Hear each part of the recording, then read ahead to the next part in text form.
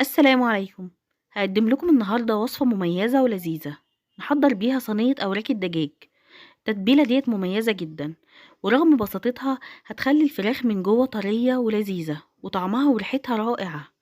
يلا نبدأ على طول ونشوف التتبيلة عبارة عن ايه. في وعاء عميق هحط ربع كوباية من زيت الزيتون، وممكن تستبدليه بأي زيت نباتي عادي، وهضيف عليهم معلقتين كبار من عصير الليمون، ومعلقة ونص من الصلصة أو معجون الطماطم. وبالنسبة للتوابل هضيف نص معلقة صغيرة من الفلفل الأسود، ومعلقة صغيرة من البابريكا، نص معلقة صغيرة من الكزبرة، ورشة صغيرة من الزعتر المجفف. وكمان آخر حاجة هضيف الملح. هنقلب المكونات علشان التوابل تمتزج مع بعضها كويس جدا. نيجي بقى هنا لقطع الفراخ اللي عندي. أنا معايا هنا أوراق دجاج، ممكن تستخدمي أي قطعة من الفراخ انت تحبيها.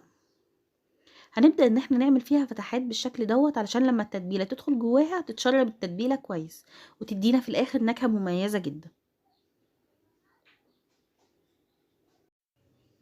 هنضيف 3/4 التتبيلة على الوراك، ونخلي الربع الباقي هنستخدمه بعد شوية.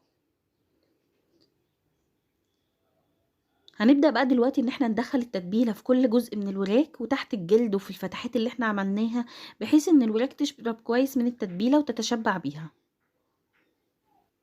يفضل ان احنا نسيب الوراك في التتبيلة طول الليل، او ممكن على الاقل تسيبيها من ساعة لساعتين. دلوقتي بقى في البايركس بتاعي حطيت شرايح من البصل، وعليها شرايح من البطاطس، وممكن تضيفي اي خضار تاني انتي بتحبيه، يعني ممكن تضيفي كوسة او جزر. انا هنا ضفت شرايح من الطماطم وشرايح من الفلفل.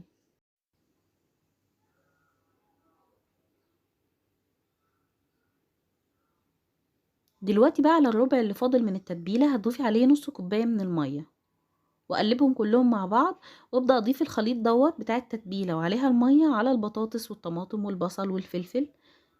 وفي الاخر هحط الوراك بتاعتي بعد ما اتبلت كويس. هغطي بقى دلوقتي بورق زبدة وبعدين ورق فويل، عشان احنا عارفين طبعا ان الفويل بيتفاعل مع الاكل. هدخلها دلوقتي الفرن على درجة حرارة 220 لحد ما تستوي معايا البطاطس والقطع الفراخ كويس، وبعد كده اشيل الفويل واحمر وشها تحت الشواية. وطبعا وقت التسوية بيعتمد على حجم الوراك اللي انت مستخدماها، يعني ممكن تاخد معاكي ساعة او اكتر او اقل على حسب الحجم. ده كده شكلها النهائي. الوراك مستوية كويس جدا، والبطاطس دايبة وطعمها جميل. ممكن تقدميها جنب رز ابيض او رز بشعرية. وجبة متكاملة سهلة وسريعة، ما بتاخدش وقت في التحضير، هي كل الوقت اللي بتاخده بس في التسوية في الفرن، لكن في التحضير مش تاخد معاكي ربع ساعة في التحضير. الوراك من جوه دايبة جدا ومستوية جميلة جدا. اتمنى تكون عجبتكم الوصفة. لو عجبكم الفيديو بتاع النهاردة وحبيتوه، ياريت تعملوا لايك وتشتركوا في القناة لو لسه اول مرة تشوفوها. اشوفكم على خير في فيديو جديد، والسلام عليكم ورحمة الله وبركاته.